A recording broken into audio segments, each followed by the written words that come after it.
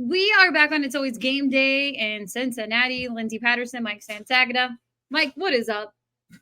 Okay. Can I complain about something? I think people love at my age. Oh God, this is Yeah, sure.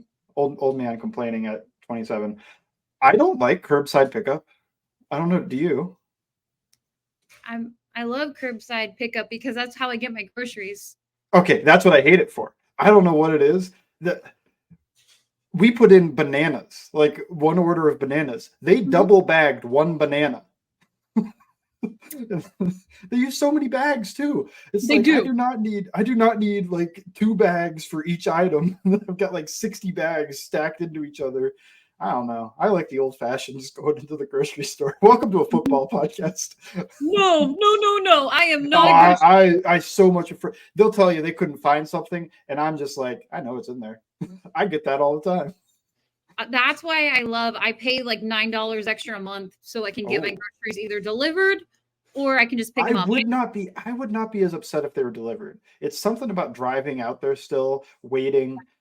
I've heard the horror stories about people waiting for like an extremely long time. That only happened once to me, so that's not the worst part.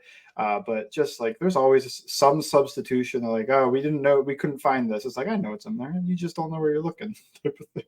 It's an old man complaint. I don't know. The boomers agree with me. I'm clashing against my millennial and the Gen Z people here. But I just don't. I don't know. I know people don't like going in the store. I kind of do. It's just I feel like I know where things are and I actually get what I want. And uh, I'm not at the whim of it's so many bags. It's so many bags. And like, what is the comment? Did they pull the banana off of like a group of bananas? If anybody's a grocery store worker, can you tell me what happens when I put one banana into the thing? Like, there has to be common sense of like, oh, they mean like one bundle of bananas. Not, I'm going to double bag one banana for you. They just want to make sure you get your banana. And okay, we One. Mike There's two Mike people in the house. Mike likes to go to the grocery store. I That's just right. you are that is not me. That is not me. I will sit in my car every day. I will tip you. I will go down there and get my groceries. I don't like going to the grocery store. But you know Let what us I do know like? who. Let us. Oh, I was just gonna say, let us know who you agree with, me or Lindsay. Yeah, I'm sure there are people out there. There are people out there on Sunday or Saturday mornings.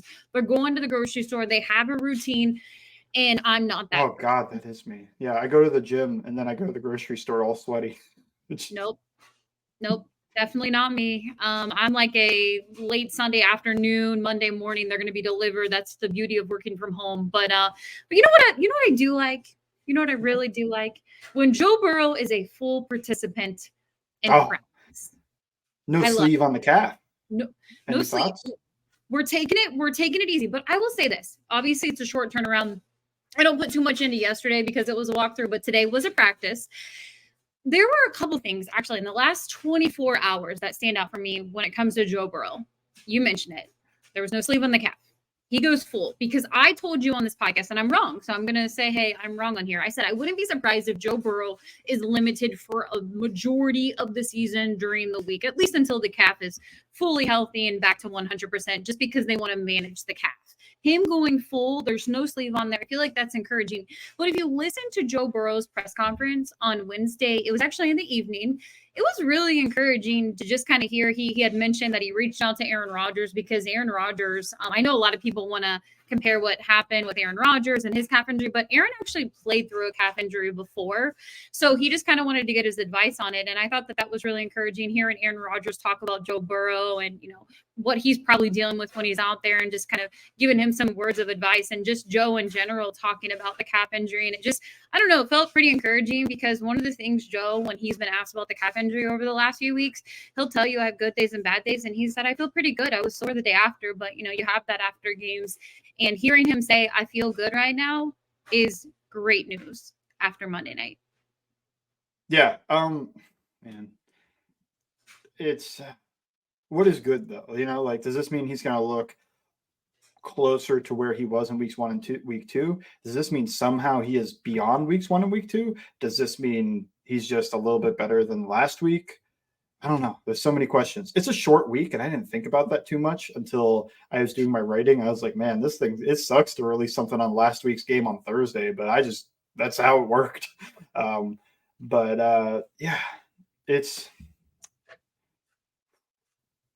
I don't know. I don't know exactly what it means, and I don't know what the no sleeve on the calf means. Like, does that mean it's I better, don't or does really. that just mean like he wasn't really wearing a sleeve the last couple of weeks before he played week one? I don't, or not the last couple of weeks, the week before he played week one. I don't think No. so. Yeah, it probably doesn't. None of this means he's like near 100%. But I'll take any improvement over what we had last week. Not that he was terrible. It just clearly, to me, limited him. Um, and I think it was obvious, although I guess Jamar Chase disagreed, which we could talk a little bit about. But it's cool. He looks like he's doing better. Mhm. So I think we just take it one step at a time. Better is better. And if this team could beat the Rams with him at like 45% or so, then they can beat a lot of teams. Because I think that Rams team, they're not bad. I know there's some preseason stigma about them. Like, how many of these guys can you name? And it's like probably not many, but I think they're playing well. Like the quarterback's good. They've still got Aaron Donald. I mean, they got some solid players in there too. I think with the calf, as long as what's encouraging, I think for fans is as long as there's no setbacks every week. Joe Burrow, I would think his calf is getting better. Obviously, we're not doctors. We will say that on here, but you would think if there's no setbacks every week is good. It feels like a positive. We'll see what that looks like for this Tennessee team, and we'll get into kind of a preview and prediction, obviously, with this short turnaround for the Cincinnati Bengals. But you mentioned Jamar Chase, and even Brian Callahan talked about it this week. The offense, they don't want anybody's excuses. I know we've talked plenty about Joe Burrow, and obviously it's a little different when you're dealing with the calf injury. But even Brian Callahan said, we can't use that as a crutch. There's things that we have to get better with on the offensive side of the ball. And even Jamar Chase spoke on it probably about a couple hours before we started recording this podcast. So, what were some of your takeaways from that? Because me personally, I think it means a lot of things. A lot of people, when they talked about the Cincinnati Bengals and Joe Burrow, they would say, well, he has his weapon. That's why Joe Burrow is good. But you can also tell if Joe isn't at 100% or even 90%, the offense needs Joe to pretty much function. They were able to get the win. They were able to, obviously Joe Mixon scored a touchdown, but Jamar Chase still hasn't scored a touchdown. T. Higgins had a couple drops in that game. But overall, I personally feel this offense functions when Joe Burrow functions, when we see a little mobile Joe Burrow, the OG Joe Burrow. We're not really getting to see that over the last few weeks, which makes sense. I want them to be cautious when he's out there. But what did you kind of take away from Jamar Chase and kind of Brian Callahan talking about that on the offensive side? They're football people. They're not going to like make any excuses for anything. They want to be an awesome offense. And is it an excuse, or is it adding context, or is it explaining why you don't think that something is working? Because you could always point to, well, we didn't execute, which is always true to some level. Even when you're winning and you're doing really well, there's probably a guy in there that didn't execute to where you need him to be. And you just worked around it because you have awesome players. That happens all the time. And I just think they don't want to make an excuse for this. They're like, oh, we're still going to be great. It's the way defenses are playing. That's why we're not having explosive plays. It's this, it's that. It has nothing to do with the injury. I still think I feel pretty confident saying the injury is having a big effect on everything. It's not just that he's not mobile. It's that he's kind of not driving off his back foot. That's not to say he can't throw deep balls.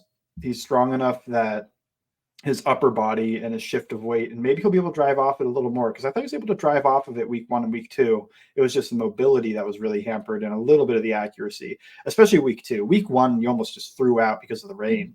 But this past week, the mechanics look wonky. And Joe Burrow is a guy that I think in 2022, you could kind of put on to show young quarterbacks like, hey, this is what I want you to do with your footwork. This is how I want you to move within the pocket.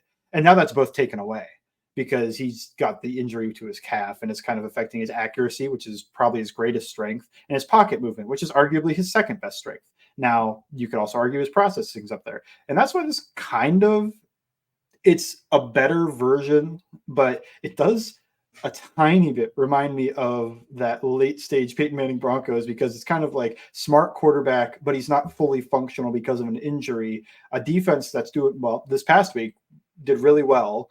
And, they're able to work together to manage some wins. This is better than the Peyton Manning that got benched for Brock Osweiler. I'm not saying Joe Burrow is that bad.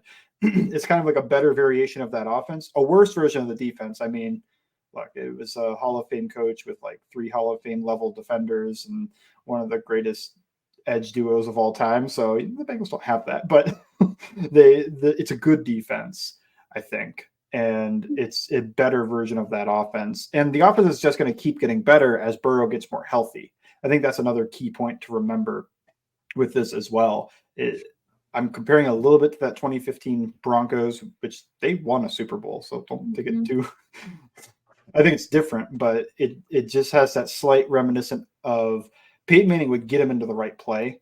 And I think Burrow is getting them into the right play. Now, can he always execute it to the best of his ability? Right now, no. But it's not as limited as Peyton was that year. It's more like, yeah, he can't drive the ball here, or he can't throw this ball accurately, but he's not having like 6 interception. And I don't expect him to have a 6 interception game, because that would happen just because Peyton's arm was so shot and he was still kind of trying some of those throws once in a while. Yeah, that's kind of my quick takeaway, because this offense wants to be that Broncos Peyton Manning offense, I think. Yeah, and Joe, what could have been with not even the Ravens interception, but the one was just a great play by the Rams defense. That one he threw, and who knows if they would have been able to get a drive going there. I mean, they were on the other side of the end zone, or the other side of the field. So, I think if Joe is feeling better, we'll see more out of the offense in this game.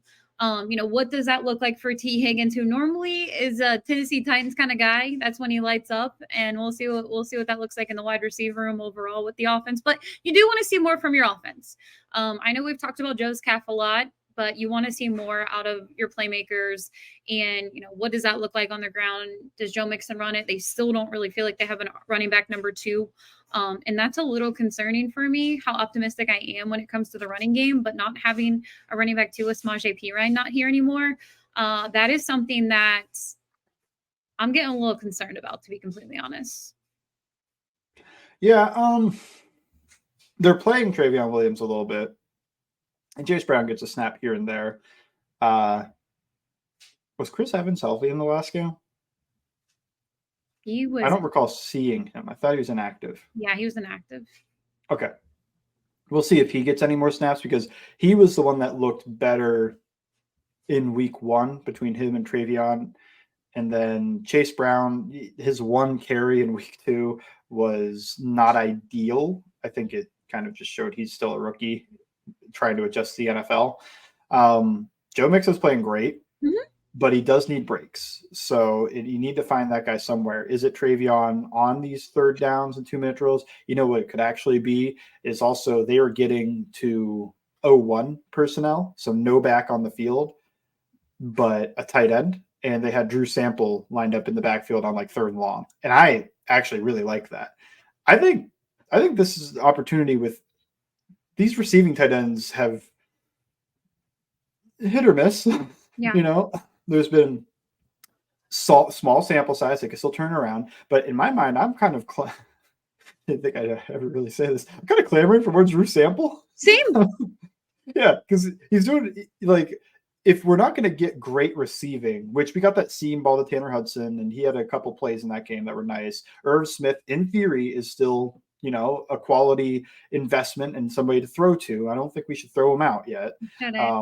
And Mitch Wilcox is there. But Drew Sample, I was really happy with his blocking. And that's what he's been known for, 2nd round blocking tight end. Throw away the 2nd round draft capital, and you have a positive asset here. It's not the sexiest thing, but his ability to block edge defenders, not just linebackers, or like the other guys are pretty much able to block, nickel corners and safeties in space. He can actually line up in line and block these guys. So he adds to the run game. I think all of the best runs had him on the field. And then he could be a good personal protector on 3rd and long in the shotgun, or even 3rd and medium, because they're throwing the ball. They're not running it on 3rd and medium in most cases. Just put them in there. They know you're passing anyway. Like, who cares if it's a tell? They know you're passing. And then even if you want to do like very simple, let's check and see when 89's on the field, like, what are they doing? It'll probably be fairly even on run pass, even though, it'll probably be majority run early downs with him and then pass later downs, because if he's on the field in later downs, it's going to be a pass because he's there to. Well, I guess on 3rd and short, you could still use him as a blocker. So I'm into the idea of using him more. They went to a little bit more 12 personnel in this past game, and I kind of liked it. Before we get to some of the Twitter questions, I do want to preview this matchup. We'll get to our prediction late in the podcast. But when you look at this game, I think Zach Taylor brings up a good point. I heard Ted Karras say it and some of the other guys in the locker room over the last few days. The Tennessee Titans remind them of an AFC North team just because they're big and physical when you think of this matchup. And it really feels like they see each other enough. You get your regular season matchup. They obviously are familiar what happened in the divisional round. And Tennessee probably has the Cincinnati Bengals circled every time they play them because they're trying to get that get-back game. But overall, when you look at this matchup, what do you think for both sides of the ball? Okay. I guess we'll start Bengals offense. I don't think they're going to run the ball well this week. This Titans defense is strong up front. Let me real quick, as I'm talking, I'm going to look up their injury report, just so I don't mention players that are going to like miss this game or any type of issue there. But they're stout up front, and they have been the past few years. When you mention AFC North team, that's twofold to me. That's one, they're tough up front, and two, they run the ball, but tough up front and stop the run. That's kind of like what they do: stop the run and try to run the ball. And that is a very AFC North team. So I wanted to check Danico Autry because he misses some time once in a while. He was limited practice on Thursday. If he plays, really good player. I think one of the more underrated players in the league. People are. And Jeffrey Simmons, yes. He's the best player on this defensive line. But I don't think Autry is that far behind. Like, I think he's really good. And you could make the case that in the divisional round, he was just as good as Simmons. I think he was a dominant force. He plays outside and inside, usually tight to the tackle if he's outside. I consider him kind of a more of a defensive tackle than an edge rusher. Especially when you think edge rusher, because he's if he's out there, he's not lining up real wide and trying to run that way, but he's really strong. I think he's a key factor for this game if he plays.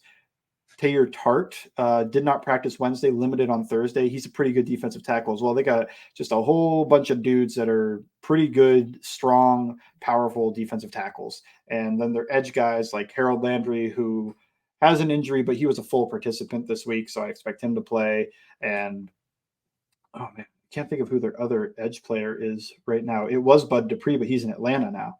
But anyway, these guys are just all stout. They're all strong. That's why they stop the run really well.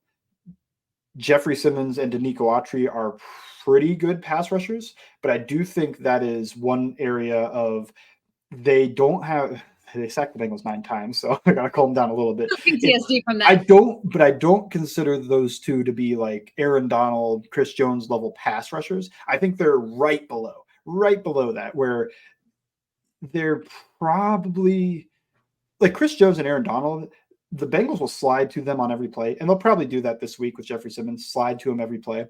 But those two will beat the slide so often, it's ridiculous. And that's what happened to the Bengals and Aaron Donald this past week. They're trying to double team him a lot, and he would just split it, go outside of it, go inside of it, kind of do whatever he wanted at times. Not every time, but most guys, you slide to them and you're like, okay, well, you're wasting a guy in pass protection because I'm taking 2.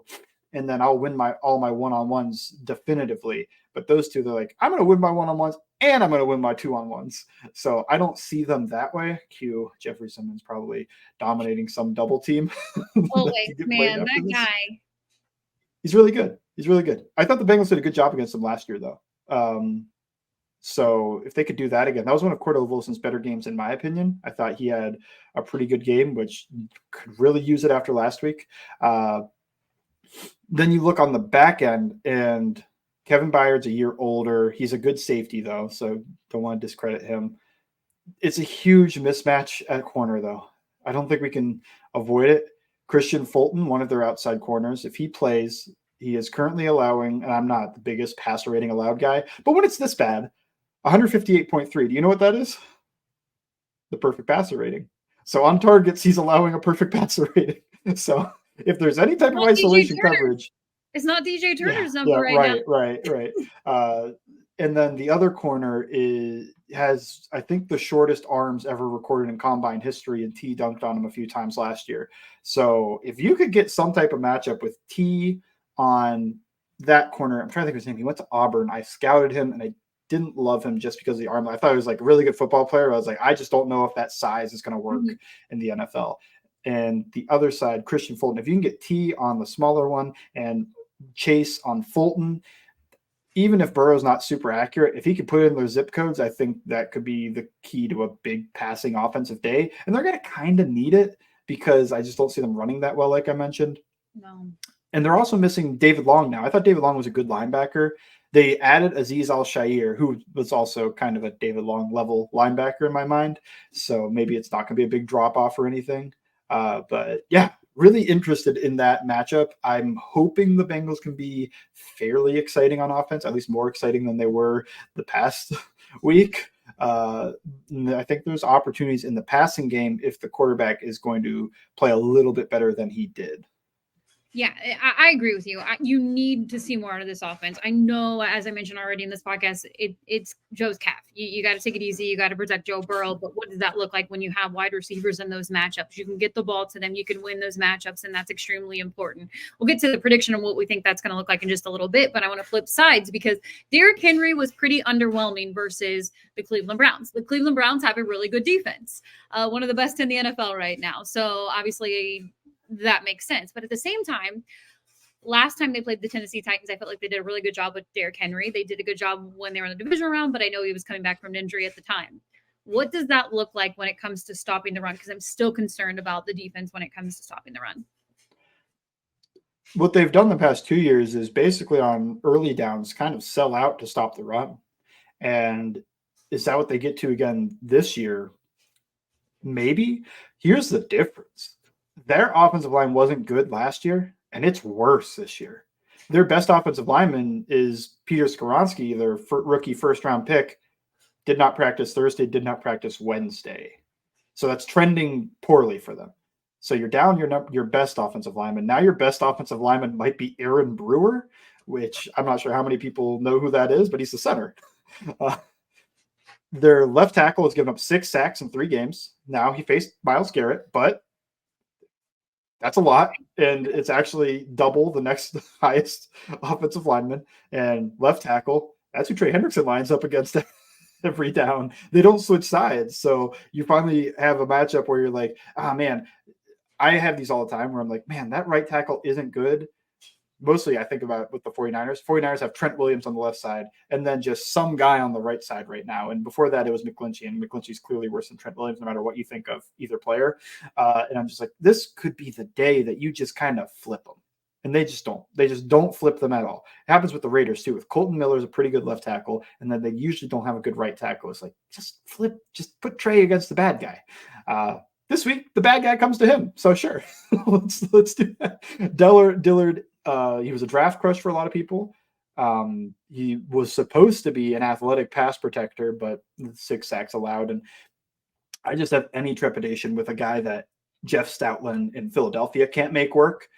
So when they signed him, it's just he could turn around. He's got potential, but he hasn't really shown much of it yet this year. And that just feels like it would be the 3rd week in a row that I feel like Trey Hendrickson has a big mismatch. Now, he took advantage of one of those and he didn't take advantage of the other. Mm-hmm. So we will see if he's able to do it. I have faith in him because I think stylistically, if Hendrickson does what I would do in this situation, if I had his ability, which is run through him every play and don't even mess with trying to knock down the hands, which is how he killed Zach Thomas of the Rams, is just I'm going to beat the hands every play and get around the outside.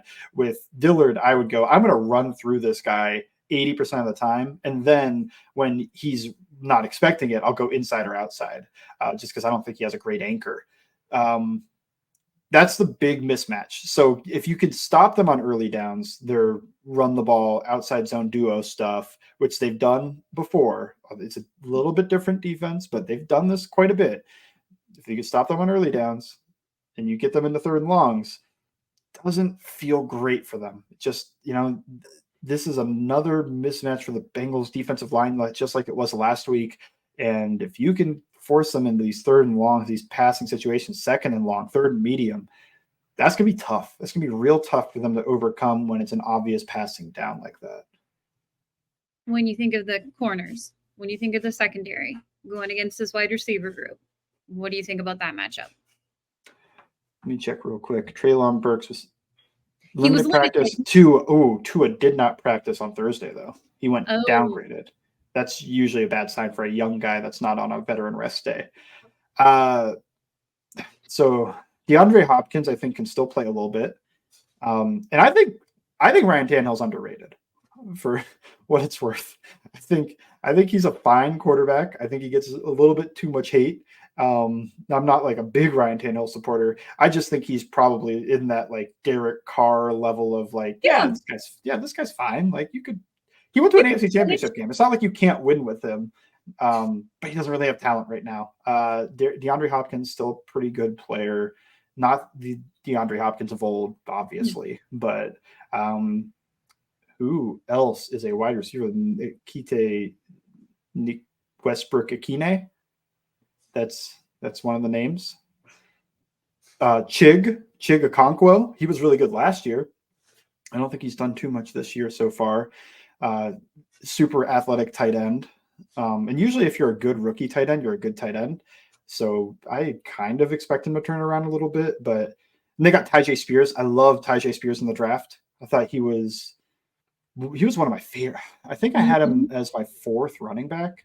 And that was just size. If he was 220, he probably would have been my second running back. It's just like he was kind of like he's eating Wheaties just to get the like 200 type of situation. And he had a knee condition, which is another reason he fell a little bit in the draft. But I wanted the Bengals to take him just because he was a ball of excitement. He was fun. He was explosive. He could read run plays really well.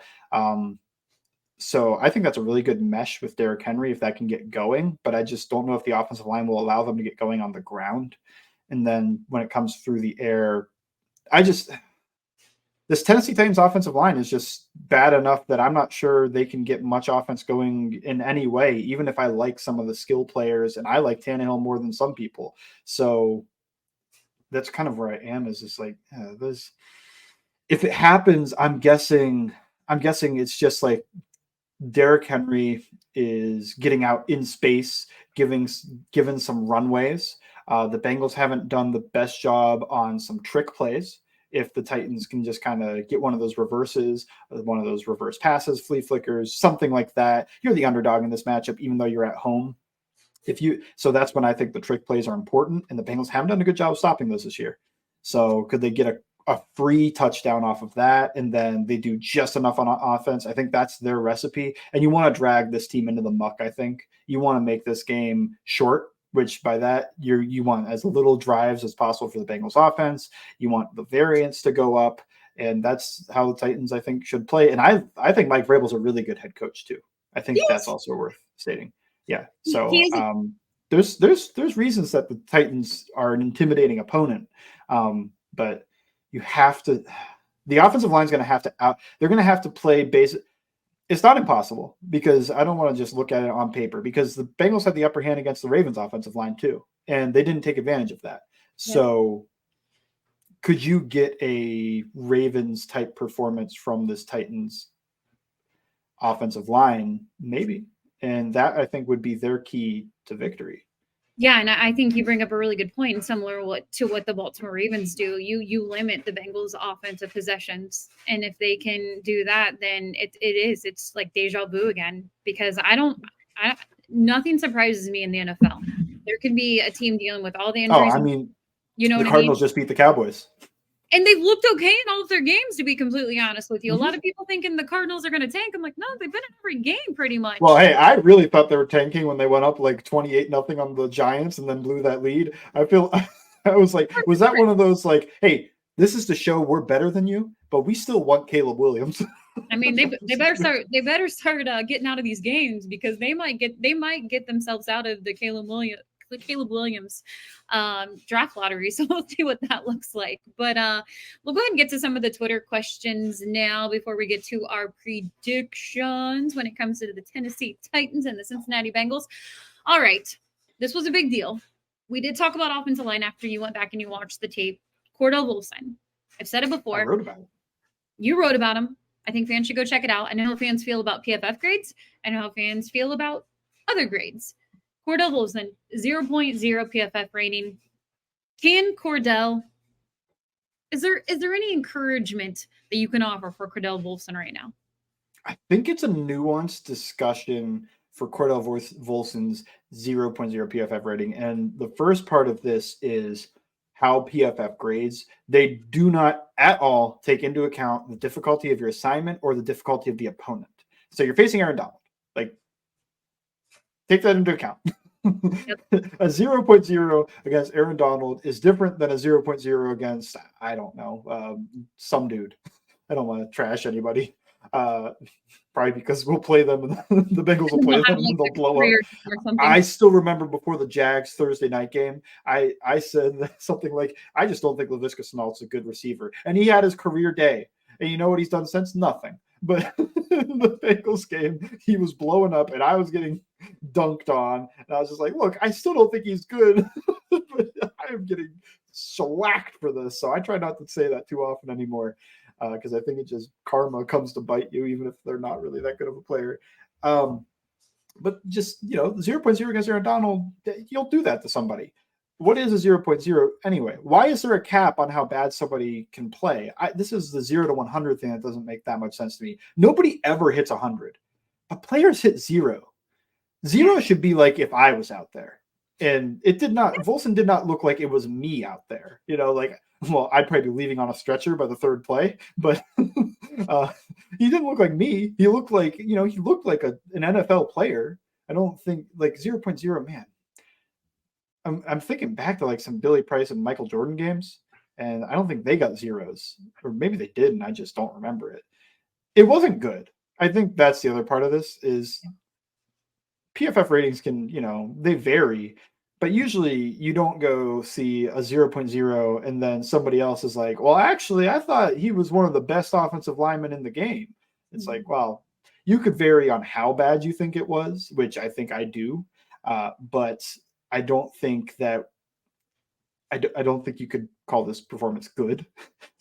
So there's a little bit of nuance with both of that. Now, I think even to get even more minute on this, I think he needs to do a better job of holding up when he has the help coming, because there were multiple plays he lost too quick for Ted Karras to help him. And yes, it's still a very difficult assignment to take on Aaron Donald like that. But when you have help coming and you only need to last 1.5 seconds, I don't think that's a hard, well, I shouldn't say that. Take that back. I don't think that's an impossible ask. And maybe you don't do well, but I don't think it should be 7 pressure type situation, 2 quarterback hits. I charged both sacks mostly to him. One was a failed stunt pickup, but I think it was more on him than it was Karras, because Karras found out about the stunt by a hand to his throat because Wilson didn't pass his guy very well and didn't communicate it too well either. So that performance, I think, is still worth being concerned over. I think when you think about the optimistic side of everything is, one, he looked solid, not perfect, but solid against the other Rams players, including some difficult jobs. And he played pretty well against Jeffrey Simmons in Tennessee last year. So if he has the bounce back game, is it going to be against a guy he played pretty well against last year? Maybe. So that could, it's just too early for me to get too down on Volson. I do think we are at the point where we can be concerned that he's not taking a leap forward, but I also don't think we're at the point where we need to be concerned that he's regressing backward.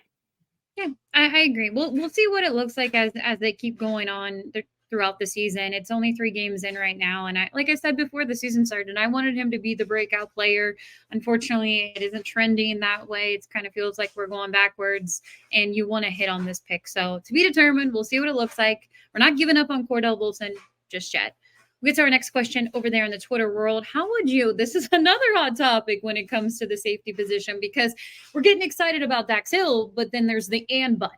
A lot of people are saying, what does Nick Scott look like out there? And I feel like you're in Nick Scott's corner a little bit. Can you A little explain? bit, a little bit. Yeah. I think on Twitter it ends up looking a little bit more like I'm in his corner than I actually am. I Oh, think he's a fine. I think he's fine. Like that's where I am. Is like I think he's fine. I think people rag on him and they get so excited about young guys that they just think like it can't be worse. It certainly could. It certainly could be worse than what Nick Scott's doing for you. So I think he can be out of control sometimes. I think he's still working on communication with this secondary. I think he's still working on being able to play what they need him to. He's the only guy in the secondary that wasn't in the system last year, other than when DJ Turner comes in. But I'm thinking full-time starters for the most part here. Cheeto and Cam Taylor-Britt and Mike Hilton. And Dax Hill was in this system last year, so he still knows all the checks, everything. I think all of the secondary has had issues with alignment, assignment, and communication. I think people really got on Scott about that one deep ball where he was the nearest defender. Yes. And I charge at least probably, I think I charged 50% in my mind of that play to Scott. But you have to also remember if you saw the full all 22 of that play, the wide angle, Dax Scott's the single high safety. Dax Hill is the single high safety. And he gets moved by Stafford's upfield shoulder and eyes to his right, Stafford's left. And then Stafford comes back and throws the deep ball over Nick Scott. Scott's supposed to have help there. He is supposed to have help from Dax Hill on that play, and he didn't because Hill got moved by a good quarterback, but he got moved, and he wasn't in a position to recover and make the play. So I charged half of that in my mind to Dax Hill as well. I think that he's had some plays that aren't ideal, like that one. That's still not an ideal play. He still got beat over the top, even if he was expecting help. Need to be able to make a play on that still. But I don't think it's been nearly as bad as like I just feel like some fans just aren't. They just want him to fail. There's a few players that I think some fans, and it's kind of the same fans for the most part, they want them to fail. Myles Murphy, Nick Scott, and then I end up kind of being their biggest supporter because I'm like, we should not be rooting for any of these people to fail. And yeah.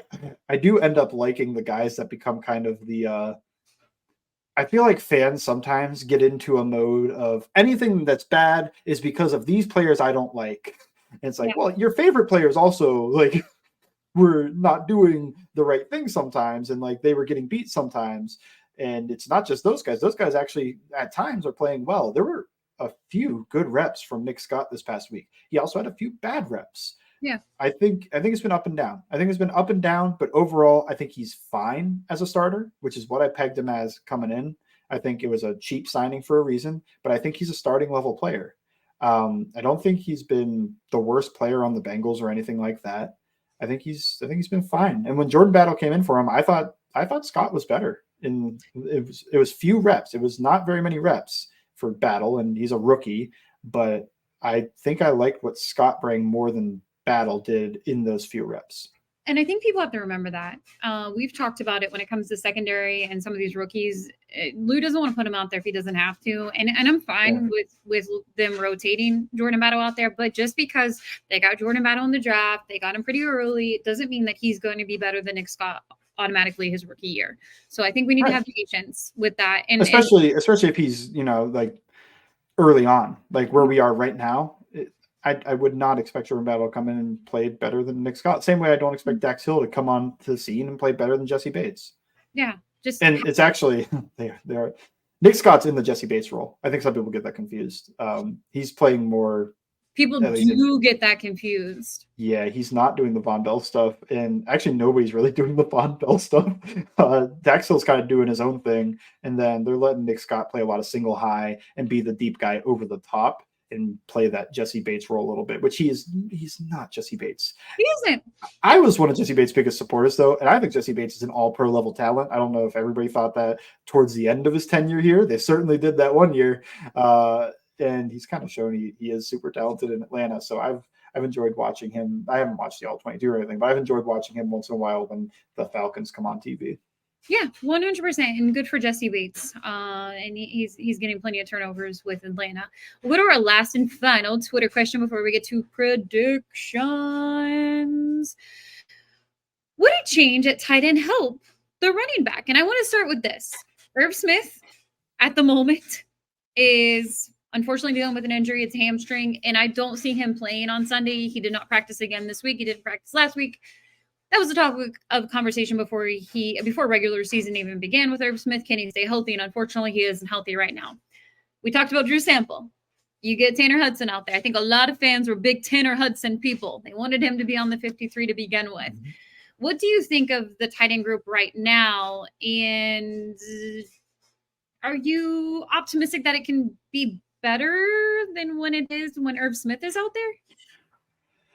Oh, it's early. You know, I think that a change of tight end would help the running game, though. If that is the specific question, Drew Sample will help this running game more than anybody else. And I think some people are thinking like, no, if you spread them out and then they got to cover these 4 wide receivers, basically, it's like, yeah, but then you only have the 5 offensive linemen to block for you. And if they go 6 in the box, good luck. Some people consider that a light box, but if you're spread out, that's a heavy box. If it's 6 offensive linemen, if it's 5 offensive linemen in the tight end and you get a 6-man front, then now we're looking at, that's considered a light box. I think it's tough to find run plays that are 5-man run plays. That has been a struggle in every spread air raid offense since the beginning of time. And that's why you get some funky stuff in the college level. That's who's usually dealing with these 5-man surface run plays is the college level. I think Rich Rodriguez back when he was with Michigan and some of usually you can get a quarterback run game going too. And that usually helps a 5-man surface because you have the quarterback account for somebody. And now you've got good numbers and get a hat on a hat. It's hard to get a hat on a hat when you're 5 offensive linemen, even if it's against 5-man front, like a 4D line, 1 linebacker, 3D line, 2 linebacker front. It's just tough. You want to have that tight end just for the extra man in this run game. And every other tight end outside of Drew is a guy that I wouldn't consider a consistent blocker at the first level, which what I mean by that is you could ask them to take on defensive ends and get to the linebacker and things like that, but I don't think they'll do it consistently. And Hayden Hurst actually developed into being solid at that. I didn't think he was going to be able to do it. So maybe one of these guys is able to develop into it. But right now, Drew Sample's the only guy I trust we're going to run duo and you have to single block the end here so that we can get 2 doubles on the interior. Drew's the only guy that I would go, okay, yeah, he'll be fine. The other guys, I'm going, oh, okay. Can you die slow? Can you die slow on this run play so you don't blow it up? Can you just stay in front of that guy and not get blown into the backfield? Which they've done. I think Irv has done an okay job at that. What if we not great, but net positive is Drew Sample. The best you're hoping for with the other guys right now in my mind is net neutral, and it's probably going to be net negative. So if you just want to help the run game and you want to protect Joe Burrow that way, put Drew Sample on the field more. Their defenses are already so scared of these 3 wide receivers that they're going to be giving you light boxes, 2 high safeties the entire game anyway. Getting more receivers on the field is getting redundant for the Bengals.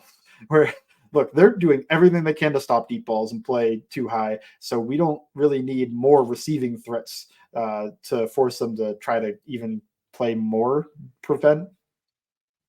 What if we would have said Drew Sample, Jonah Williams, Joe Mixon, they are going to be positives. Good things are going to happen if we have patience. Back in July, back in June, back all off season when everybody was being really critical of all the position groups when it comes to Joe Mixon, Jonah Williams, and even re-signing Drew Sample. And they've been okay. They've been okay for the Cincinnati Bengals. So it's kind of wild how all of that works out. And I hope Jonah Williams, Joe Mixon, and Drew Sample continue to be good for this offense. Let's go ahead and give a really quick prediction. We've already previewed the game, but tell me what's going to happen. I think Bengals win. I think the Bengals win. I think the Titans' offensive line is the culprit for why. And I don't think the Bengals' offense is going to look perfect. But what they did last year was basically throw jump balls to T. Higgins. And now you got Jamar Chase too. I think the offense will be good enough. And I don't think this Titans team is going to be able to keep up. And I don't mean that in a boat race sense, because my final prediction score is 21-17. Okay, I'm going really quick, and I think T. Higgins is back in the groove of things. He's going to catch the ball. They're going to go to T. It is T and the Titans. There's something about him playing in Tennessee, obviously familiar, close to home. And I think Jamar Chase finally gets in the end zone. But I am going a very similar score to you. I almost didn't even want to get above 20, but I'm going to go 21 with this offense, and I think it's still going to be 21-16 for the Titans. It's gonna be a close game. They're gonna play them pretty tight, but Three field goals. There's gonna be 3 field goals. That's just what we're gonna be Play dealing the Titans with. kicker. There we go. Well, probably not. Yeah, I usually go with the idea for fantasy, like play a kicker that's gonna score a lot. I don't know if it's touchdowns or field goals, but I want them to score a lot. This is not a game I would play either kicker. No, I honestly, I wouldn't even be surprised if you told me, Lindsay, nobody gets to 21 points. Maybe 20. Yeah, right. If it's 2014 or something like that, yeah. or even 17-14, which would be disgusting. But that could happen. Over under set at 40.5, and the Titans are 2.5 point home dogs. We both predicted the Bengals to cover that, but probably neither one of us would actually bet that. I think I'm more likely to bet the under on the spread, 40.5. Like, I don't think both teams are scoring 20. I'm not at Bengals above 21 right now with their offense. Not so Burrow looks better. Maybe a defensive touchdown, but no. Special teams, Chuck Sizzle.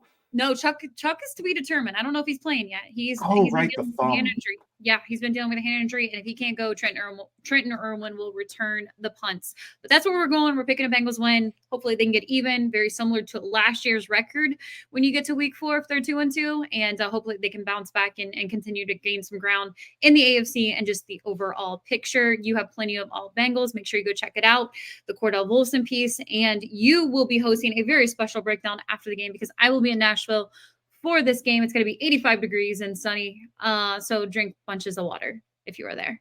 And that's all I got. And don't get in fights, just like the Care said. Yeah, that's right, though. It's been a little loud in the NFL right now. Everyone keep calm, have a good time, and enjoy the game if you're making the trip to Nashville. Thank you, as always, for listening to It's Always Game Day in Cincinnati.